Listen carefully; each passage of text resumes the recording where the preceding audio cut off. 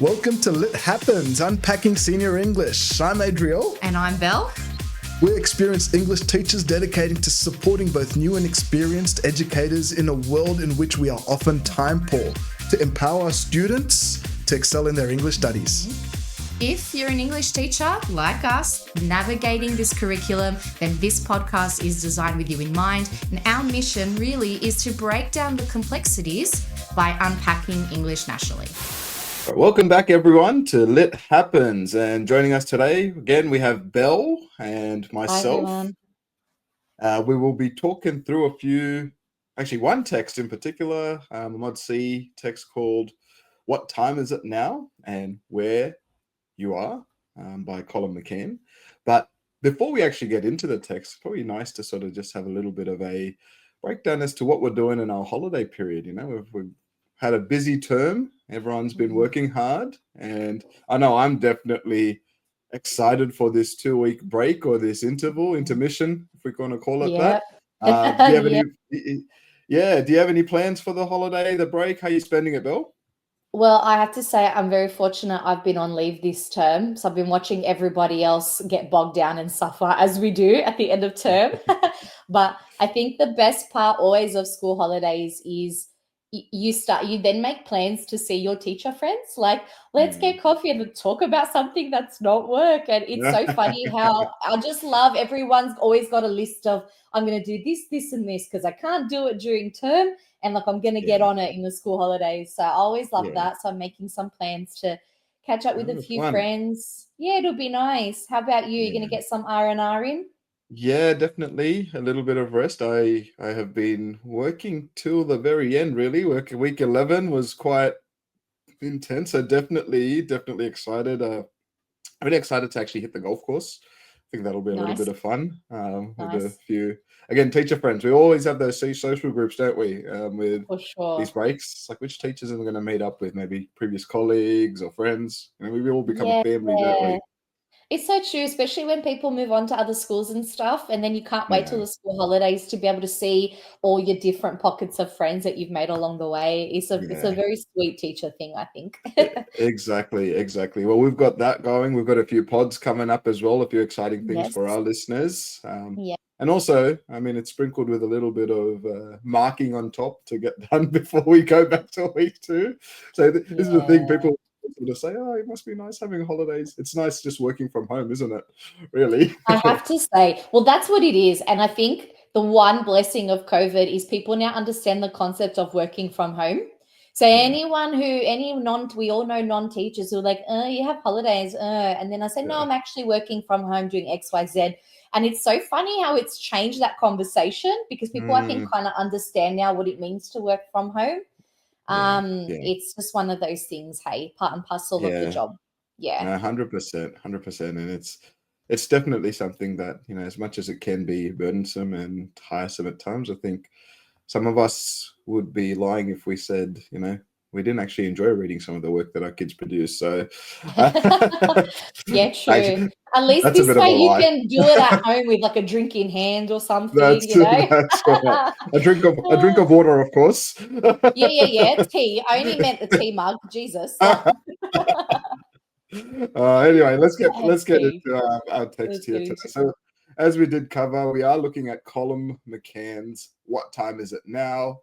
Where You Are," and I guess we've been starting all of our texts off with a little bit of contextualization. So, let's start off with the following question here, Belle. How does Colum McCann's background and the socio-political climate of the time in which he wrote this text influence the story's narrative?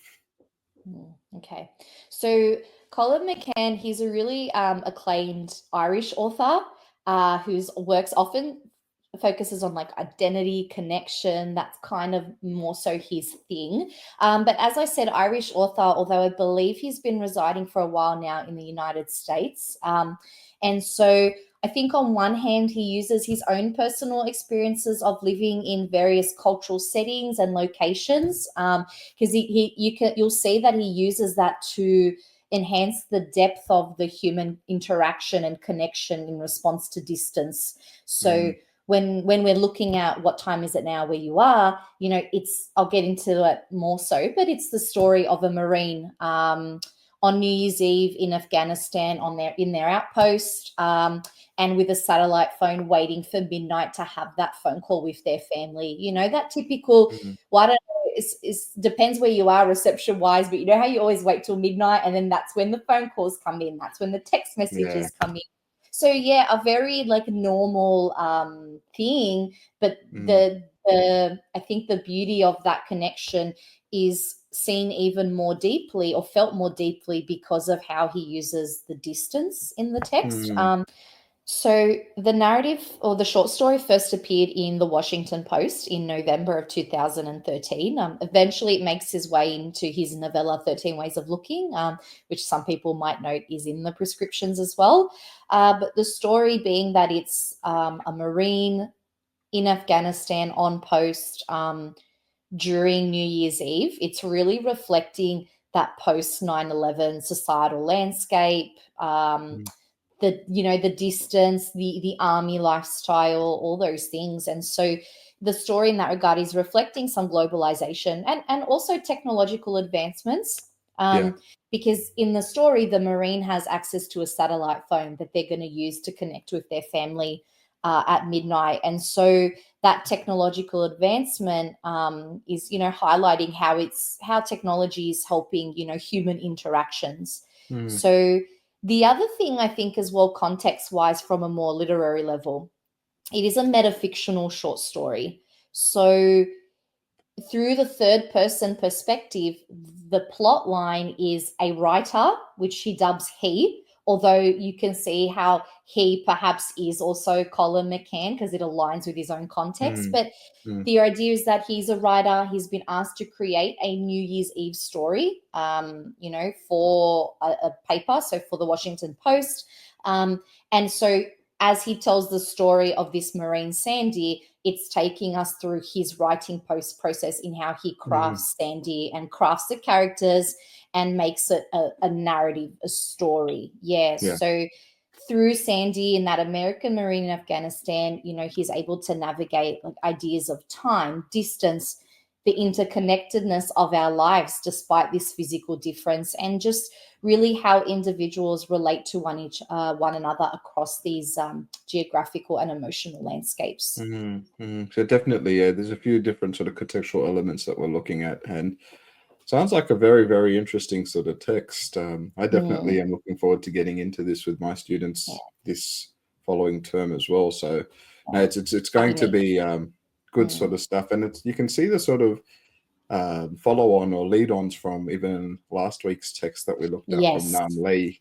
So the differences are there, and it's a nice sort of way to build, I guess, if you're looking at different types of text as a teacher. So no, definitely you've covered a lot there in terms of our context. Let's move on to purpose now.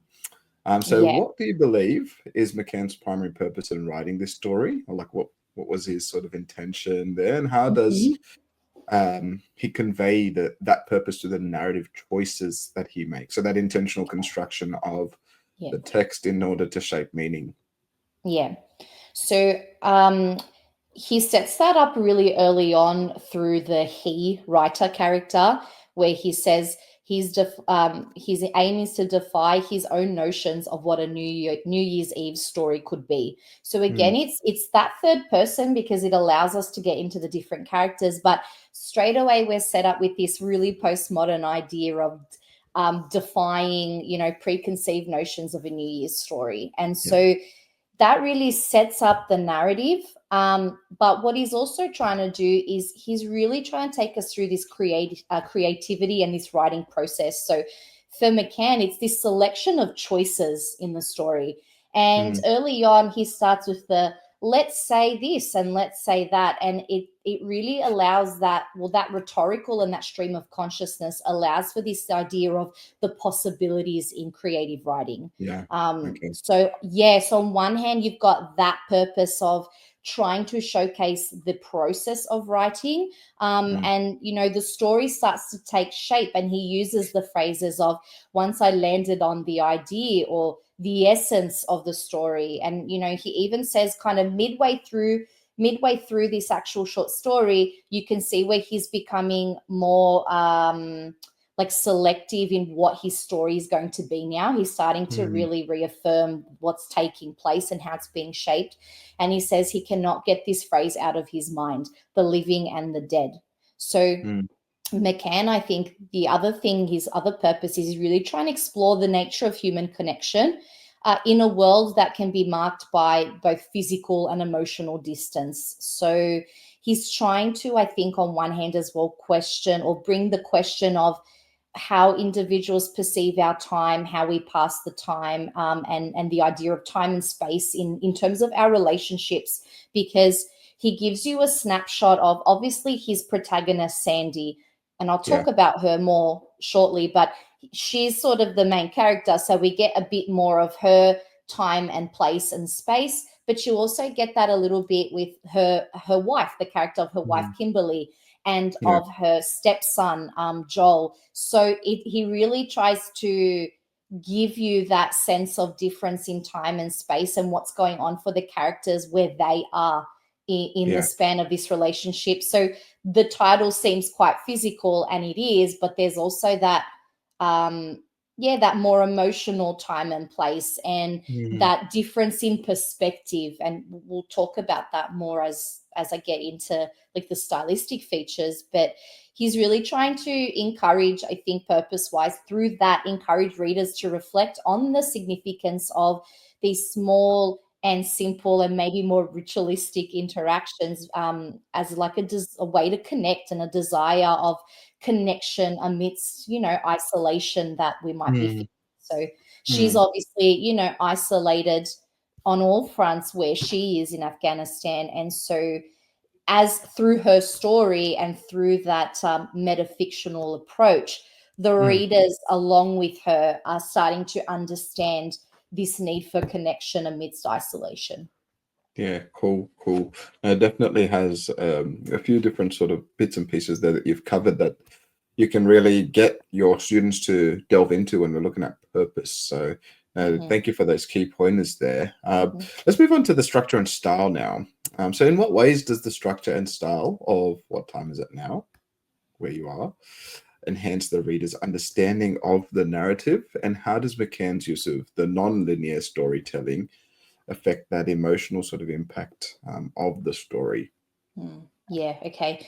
So I did talk about it just there briefly, but that idea of the postmodern nature of the text. So it goes hand in hand with the metafictional aspects, because part of his point in this text is to thwart readers' expectations. As I said before in those opening lines, he doesn't want to do your typical New Year's Eve story of a party or something, that we expect to see. He wants to present something that is not expected and maybe therefore leaves their reader in thought. So what he's presenting structurally is the power of the author. Every time he's being really metafictional, where he's taking you through how he's building the character, and I've got some quotes to help you with that as well, but he's showcasing the power of an author. Obviously, he is the author and he has power there, but is really great way for advanced students to not only see the writing process, but also perhaps to mirror that process if they need that help when they're building their own. The other thing that I think is really strong is the title itself, because you could just think it just represents the plot, but it's also representing that metaphorical distance we have in our human connections. And sometimes we're distant even if we're not physically distant. And then the inverse too. We can also be close even if we're not physically close. So there's also a nice tie back to that quote in the narrative where her stepson Joel says to his mum Kimberly, "What time is it now?" where she is. And it's also got the comma there is a very deliberate choice in slowing down, offering a pause, so that, again, in a postmodern lens, the reader can really think and reflect and evaluate on perhaps the more subtle messaging that's coming across here. Structurally as well, you'll see that there's 13 sections, so it's just divided up into 13 different parts, and those sections allow for the writer's process and observation. So in the first maybe 1 to 3 sections, he's telling us about how he's got to write this story, how he's having a bit of writer's block. It introduces us to, I'm going to do it somewhere different. Let's do it in Afghanistan. And so as the 13 sections come across in the story, it's actually taking you deeper and deeper into the process, where he starts building the other characters, where he starts reflecting on how he's going to end the piece. So it's really important, those 13 sections. But I think the most important structurally is the last part, which he's got the 13 sections and he calls it 13 redux. And it's actually only one line. And the line reads, "The phone rings, it rings and rings and rings." And that leaves the readers to make their own interpretation on the New Year's Eve phone call. But also that allows for an expansion on perspective, because one of the beauties, I think, of this piece is the details are not that important. And I know, like, sometimes I feel that's very contrary to what we say in narrative writing, but in a sense that they're not, then they are important, but what's more important is the process and the intention in the story. Yes. So the process in building the character and the intention of what he wants the readers to get out of it is more important than the real details of the who, what, when, where, why. And that, I think, is very represented in here by the way he uses rhetorical questions when he's introducing the characters. But there's a real simplicity in ending with that last line. And I think as well, that represents the structure too, because you've had these 12 sections beforehand, a couple pages each, where you're building up to this ending, and then the ending is one line. And that itself comes back really nicely to the purpose of the piece. Is, well, what he wanted is the beauty in the small and the everyday things. We don't need to know what the conversation is. The importance was, I think, having that conversation and that aspect of connection. It's pretty interesting, isn't it? Like, as I said, it kind of, we always want a nitty gritty backstory for everybody taking place. You do get a bit of a backstory for Sandy, but it's more brought up as rhetorical questions for Joel and Kimberly. So you have somewhat of a sense of their character, but the ins and outs of them are not important, because he's coming back to that idea of the phone call and the connection. So that non-linear style of storytelling allows that, because you have on one hand he, as in the writer's contemplative tone, where he's trying to invite the reader to engage in this process and the possibility of the characters. So he says, for example, "Did she meet Sandy on a college campus? Question mark. Did she join the Marines after a breakup?" So there's all these did she or how or what with a question mark to almost build a possibility of a backstory, which gives them, I think, power to the reader as well, because they can formulate. It's okay that we all have that difference in perspective. We still come back to that same endpoint of that importance of that connection and conversation. So, the writer character of he is dramatizing how an author would create their characters and create their plot lines and what they want to achieve with the ending of their piece. And I'll just quickly add for that as well with structure and style is what he's doing with characterization. So because he's got that metafictional style, when he's inventing Sandy and who she is and why it's New Year's Eve, he starts with the phrase, "let's say," and he gives all these options. Let's say she's a young lady. Let's say she has a family. Let's say she's 26. So I really personally resonate with this metafictional process, because I know when I was a student and when I did creative writing at university, I am definitely not, I know every nitty gritty and I need to do it little. I like that overall starting point. Let's see where it leads, pull it back at it. This is my end goal, and what can I do and play around with to get myself there? So I really like the way he mimics this process, because it's so helpful for students. If you've got a student sitting there saying, "I don't know how to start," you read the first few pages and you say, "Mimic that, start like that." And that's the beauty of it, is that the possibilities are endless. And that's a really nice to the Mod C rubric as well, that we all have our own aesthetic and our style, and It's about the process, and that aligns really, really nicely. Because he even says when he's developing the story, though he still has little idea of what exactly Sandy might say, she's beginning to become a little more complex for him. So you can see in real time with that introspective tone of his and that stream of consciousness style, teasing out who the character is going to be. And these are great questions that you can also ask your students. Like, even if you pulled a few of them out, you could say the same thing. Well, who is she? How old is she? Why is she there? What is she feeling? What's the tension?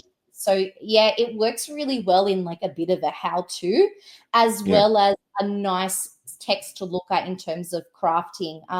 Because you've also got, she's the focus character, and you've got the additional characters of Kimberly and Joel, but they're not really fleshed out, and they're deliberately not meant to be. They're postmodern constructs, and that's kind of also their role in that story. So yeah, he's also got like a nice writing style that that lets you notice the emotional connection and also isolation. And maybe I can cover that a bit more when we're looking at the language features.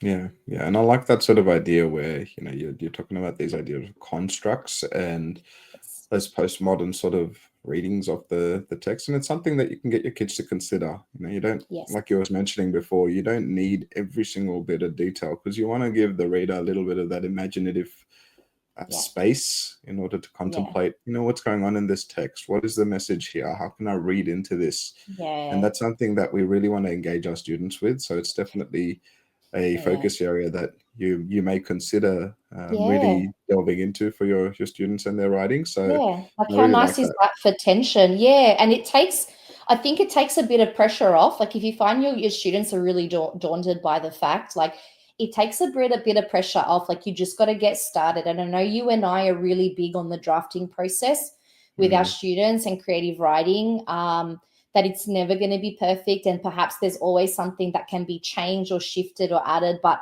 I think it takes a bit of pressure off when they know they can let the story unravel a bit as well. I think it's also like, we let's be honest here, creative writing is a very subjectively sort of marked area in the HSC as well. So this gives your students a little bit of space now. I know myself as like, moving into this Mod C sort of area and having a bit of time marking this section, I definitely appreciate the texts that give me that sort of idea as to, okay, cool, like I've got a bit of time now to think about, could this character be this? Could this be this? Or like, what do they represent? What construct are they, as you sort of been speaking about in this text? And I think that's something, like I said, that adds that bit of flair and that personal sort of voice to your students' texts. So it's definitely, like I say, like it's good that you've emphasized that here today. And I think it's definitely a point for teachers to take a hold of. And if, you're a student listening, definitely listen to this, this idea here. It's constructs. You don't need to give your whole life story or backstory for each of your characters or every piece of detail of the setting. It's weird. We sort of have this fine line between enough detail, just enough, but then having that space for thing. And then as you sort of mentioned there, like the drafting process is something where, I might really like a piece, but then it's like someone else, give other eyes a look at this. And I think when we're considering this, what you've just mentioned here in terms of the way that Colum McCann sort of uses this style and this structure in his pieces, it's fantastic. It's fantastic to mimic for your students. So I definitely think that's fantastic. Yeah, no, well done there, Bill. One more, sorry, just one more thing before I forget, because I think it aligns nicely. I was just thinking now about how he's doing that metafiction and he's reflecting on his story. That might also be a good way to get students to think about their future reflection statements that go with their narrative as well. No, yeah, that's fantastic. Yeah, because who knows? They might have that part A and B, and it's all about playing their game. It's all about prepping them for the HSC at the end of the day, and all this the is why we sort of do this. So we want to prep them for all of those. But let's move forward. Let's move into some of the language features now of this text, which you sort of covered a little bit already. But how do McCann's use of imagery and metaphor in this text contribute to the overall meaning of the story, and what effect do these language features have on our experience as the readers? Yeah. I think one of the other things I really like about McCann's writing in this piece is I wouldn't say it's simple. What I would say is it's accessible. You Mm, know, mm, it's not necessarily overly flowery or anything like that, but his diction is very selective here. Like it's yep, so succinct. Yeah. And so where he does have that vivid imagery, he's really, yes, it's the imagery can be visual, but at the same time he's also using that and his word choice to create more of an emotional landscape, yeah. to offer like a more profound feeling in that moment. So he has some very nice imagery when he's introducing the setting of Sandy's outpost. So, you know, in the narrative, he talks about, you know, why is she out there on her own? Like there's an element of, what's the thing? The Mm, suspension of belief. yeah. But yeah, and then he starts to craft the setting around her. And he's got this really striking imagery where he refers to it as an area where even the stunted trees might seem as if they want to step off the cliffs and hurtle themselves on the valley floor. So I love that because it's that imagery of wanting to hide, wanting to take cover. You're so exposed, like the desolation. He's introducing the heightened and dangerous environment Mm, that Sandy is in. But not only is it physically dangerous, but that link to that emotional disconnection and mm, desolation and isolate, that her isolation from her family and her home is further deepened by the setting around her. And I just think yeah. that's a lovely, yeah, lovely detail there. Um, then there's also some other imagery and a bit of metaphor in there as well. So particularly when he's trying to emphasize the time and distance. So there's a part where he's developing a little bit of Kimberly, her wife's story, building the anticipation of her cooking while you know, it's New Year's Eve, she's cooking a nice meal and she's waiting for that call to come in. Mm, So he's building that tension as well. So it's really clever because it's a very, I think the way he builds tension in this is quite unique. It's not typical from some of the other narratives we might have read to our students. He's really thinking of unique and nuanced ways to do that. But he says, in third person of Kimberly, this to her is the essence of the season, the yeah. loneliness, the longing, the beauty.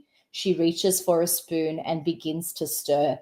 And I think, again, it's such a simple but powerful statement where it's all these contradictory feelings together, which is so uniquely human. So the language is very much, you know, trying to evoke this contemplative mood in all the characters, in the writer, in Sandy, a little bit in Kimberly, a little bit in Joel's story, but really using that contemplative and that mood and the build up for New Year's Eve to build the tension in the story and the characters in Mm, that phone call. Yeah, because yeah. then he even says, when he's talking about the possibilities of the ending of his story, he says for Sandy, she will simply say Happy New Year in the most ordinary way, and they will return the greeting, and life will go on, since this is what our New Years are about, our connections, our bonds, no matter how inconsequential. And the story will be quiet and slip its way into its own new year. Um, and it's so lovely when you feel that, because it's the beauty of the simplicity, and I think even the beauty of like the mundane or the ordinary things in life. Mm, I think he's really trying to give a profoundness to the beauty of the simple things, because it's very easy to get carried away with the big things and the big events, yeah. but like the beauty of living the moment and enjoy something for what it is. Well, that's kind of what I get out of it, because then he shifts into the writer's perspective and says, what about the sense of promise the Januaries used to bring to his boyhood? So yeah, there's just so much there, I think, to tease out and talk emotion wise. And then we Mm, get to the final end, the final line, of the phone, it rings. And right before that, he says, and I think this ties back nicely to purpose as well. How do we go back to the very simplicity of the original notion? How do we sit with Sandy in her lonely outpost? How do we look out into the dark? And I think there's so much metaphorically that could be said about those lines. Yeah, well, no, definitely. And it's something that you've just mentioned here. It's something that you as a teacher, we've just sort of given you a few pointers here as to the metaphors and, the use of imagery here. But you as teachers really want to, take a hold of these and delve into these, unpack these, brainstorm, craft things out with your students. And yeah, Bill, you've definitely given a few areas there for us to really go and explore, I think. But yeah, let's move forward into some of the key ideas and themes, just as a final sort of part here. So what are some of the central themes that are explored in this text? And how do they reflect the complexities of human connection in such a fragmented world? Yeah. So I think that's a nice way to look at it with your class in terms of purpose, this idea of human connection in a fragmented world. And then you can explore with each of the characters in what ways are their worlds fragmented and why. And you can do that for even the writer and for all four characters there. But if you want to break down in terms of thematics, because I think thematics might be a nice way to get students to springboard off of this. So it also works really nice with any of your other modules where you're looking at love, relationships, connection. But in terms of you can see it's very accessible, hey. But in terms of some themes to branch off of, so the idea of time and perception. So we're looking here at this very subjective experience of time and how it impacts individuals, because you could look at Sandy here. You could look at the writer, because the writer as well, through the metafiction, he takes you through, now it's this month, now it's that month, the deadline is looming and I haven't done this. So it's really cool how all the characters have some sort of engagement with time and how they perceive time. So that's one good one. Obviously, human connection as a thematic concern. So, you can maybe look at how the text is trying to highlight the importance of brief yet meaningful interactions, even across distance. This might be a nice theme to springboard off of and say to your students, could you create a new character in a new situation that's also emphasizing this idea, for example? This distance and isolation. So looking at characters or narratives where there's a contrast in physical proximity and emotion, and is there connection, is there disconnection? You could even look at that in modern life. You could get your students to look at, why is it that with all the technology and social media we have, that people still feel as disconnected as ever, and so students could look at the nuances in that and represent this theme, but in a very new, unique lens. And then maybe two more. There's a bit of a cultural intersection here, and perhaps not so much ethnic culture, but there is a tidbit of that, but also socially, different family systems, different situations.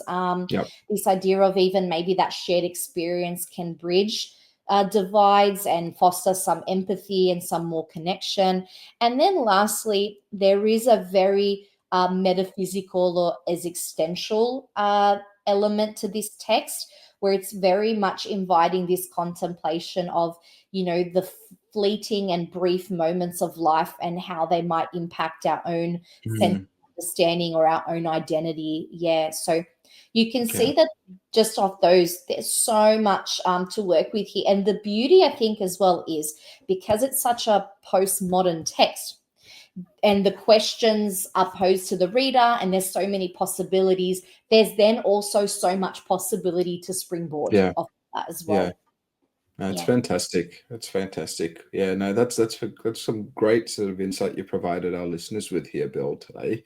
Just want to say thank you for your insight, and hopefully we've given your listeners a bit of sort of something to work with. I think that's sort of like our goal. It's we were giving you guys sort of what has worked for us, what we see, and take this, make this your own. Eventually, when we start popping out our resources and stuff as well, the same thing, use it to benefit your teaching and your pedagogy, because that's sort of, we want you to be empowered with the confidence to go out and just try new things. That's the best way we learn as teachers. Every year we do things differently. every year we get a different bunch of students with different abilities and different levels Yes. and different sort of insights, and it's Yes. just fantastic to sort of have these springboards for us. So yeah, look, thank you once again, Bill, for going Thank through you. this text. It's a For fantastic sure. text. I can't It wait, is. like I said before, to get into this with my students moving into term 2 after this little Mm-hmm. break. So I Mm-hmm. myself might listen to this again and listen to some of the things that you've mentioned in today's podcast and sort of Lovely. go off and write some notes down. But look, Yeah. it's been And fantastic. I'd love to hear as well what new things you noted with your students, because I think you're spot Mhm. on. Creative writing and creative interpretation, it is very subjective, and the beauty of multiple minds is multiple perspectives. And Yeah, we say to our, I know I say to my students, show other people, show other yeah, teachers if they're happy to look, get more insight.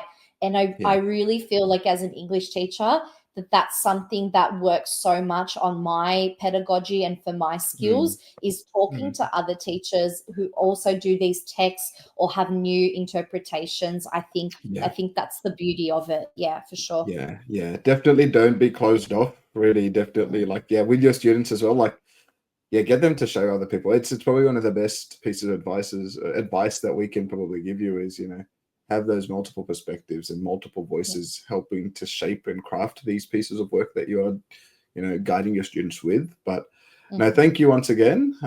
We're really excited about this break in particular. We're really excited to continue doing, Yeah. a few more of these texts for Mod C in particular, because these are the texts that you guys could use moving into the new HSC as well, which doesn't really have a prescribed text for a Mod C area. So we're hoping to give you guys a bit of insight here. Thank you once again. So if you are liking what you guys are hearing, remember to like, subscribe, share, comment. Please comment on our Spotify or wherever you get your podcasts, but Spotify in particular, if you are listening through Spotify, put some comments. We'd love to hear what you guys think, what Yeah. you guys want to listen to. And we'll definitely be looking to produce, what our community is wanting to listen to. So thank you once again, Belle, for Thank just going you. through this. You're wonderful. And Pleasure. yeah, Thank you. thanks guys. We'll see you next week. Enjoy your break.